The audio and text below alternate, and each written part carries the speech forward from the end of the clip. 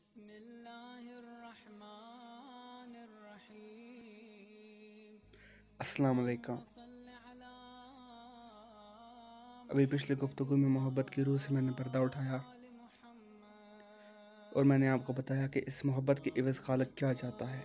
اس نے قرآن میں صرف یہی فرمایا دیا کہ ہم نے جن و انس کو اپنی عبادت کے لیے بنایا ہے، لیکن عبادت کیٹیگرائز نہیں کی۔ یہ نہیں بتایا کہ یہ عمل بھی عبادت میں ہے، یہ نہیں ہے، کیونکہ عبادت کی کوئی قسم ہے ہی نہیں۔ زر کی عبادت کچھ اور ہے، نباتات کی کچھ اور ہے، حیوانوں کی کچھ اور ہے، پرندوں کی کچھ اور ہے، اور حتیٰ کہ خشک لکڑیوں، دریا کی لہروں، چینٹیوں، مچھروں، انسانوں اور انسانوں میں متقی انسانوں، محسنین کی عبادات، مومنین کی عبادات، یہ کچھ اور ہے۔ حال یہ ہے، امام محمد باقر علیہ السلام سے پوچھا کہ یہ خشک لکڑیوں اور درختوں میں لگی رہتی ہیں، گرتی بھی رہتی ہیں، چٹکتی بھی رہتی ہیں، یہ کیا کرتی ہیں؟ سرکار علیہ السلام نے فرمایا، چٹک کر گرنا بھی خشک لکڑی کی عبادت ہے۔